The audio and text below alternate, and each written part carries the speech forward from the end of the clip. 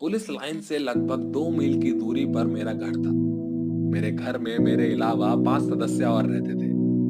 मेरे पिताजी, माँ, 2 बड़े भाई और दादाजी। एक साधारण परिवार जिसमें लड़ाई झगड़ा, हंसी खेल कूद सब आम बात थी।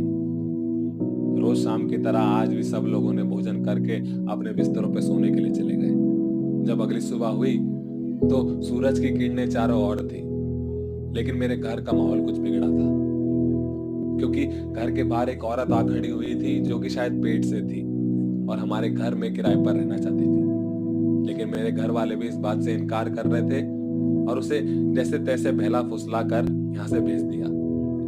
वह भी बेचारी चुपचाप वहां से चली जाती है, बिना कुछ कहे। कहे भी क्या, बेचारी अकेली जो थी। जब सूरज अपनी चादर में घुसने को आया तो माँ ने दरवाजा खोला और देखा कि वह औरत फिर से बाहर खड़ी है। अब की बार उस पे कुछ सामान भी है। माँ ने उसे जैसे तैसे करके वहां से भेज दिया। ऐसा लग रहा था जैसे कि उस औरत ने कसम खा ली हो कि वह इस घर में किराए पर रहेगी, और हमारे घर वालों ने भी कसम खा ली हो कि वह उसे इस घर में रहने नहीं देंगे। रोज सुबह शाम दिन रात वह उसे समझा बहला फुसला कर यहाँ से भेज देते थे।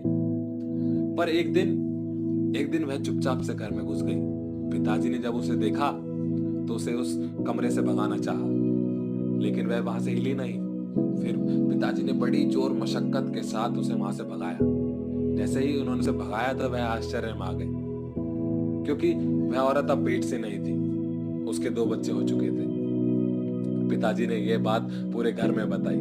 घर वाले बड़े खुश थे कि उसके 2 बच्चे हुए हैं। वह बड़े ही राजी हो गए थे कि वह जब तक चाहे यहाँ रह सकती है। इतनी खुशी थी कि हमारे दादाजी ने उसका किराया भी माफ कर दिया, और शायद वह औरत भी खुश थी, क्योंकि किसी परिवार ने तो उसे समझा। मेरा पूरे परिवार उस औरत के झापे में जुट चुका था। खाना पीना, सुबह शाम देख रेख करना सब उसके ऊपर लगे हुए थे। फिर एक दिन उन बच्चों ने आंख खोली। सब इतने खुश थे, चाहे वो मेरी माँ हो या उनकी माँ। मेरी माँ तो इतनी खुश थी कि उन लोगों का नामकरण भी कर दिया, चिंटू और गुड़िया। शायद उसकी माँ भी इन नाम से खुश थी।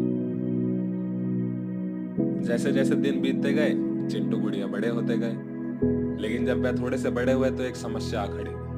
समस्या ये थी कि चिंटू और गुड़िया इतना खाते नहीं थे जितना पीते हकते थे।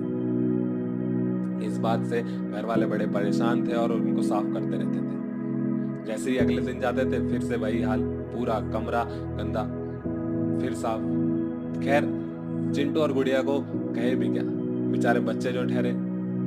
फिर जैसे जैसे समय बीतता गया चिंटू गुड़िया और बड़े होते गए। अब चिंटू और गुड़िया भाग सकते थे, चल सकते थे, दौड़ सकते थे। उस दिन मुझे ख्याल आया कि कहीं इनकी माँ इन बच्चों को लेके चली तो नहीं जाएगी। फिर एक दिन रात को अचानक मुझे उनके कमरे से आवाज आई। मैं तुरंत खड़ा हुआ और उनके कमरे में गया। मैंने देखा तो वो लोग वहां नहीं थे, था तो सिर्फ उन लोगों का कुछ सामान। फिर मेरे मन ने मुझसे कहा कि शायद वो लोग हमें कभी किराया न दे पाते, पर उन्होंने हमें एक ऐसी चीज दी जो आजकल बहुत कम मिलती है और बड़ी मुश्किल से मिलती है। वो थी एक खुशी।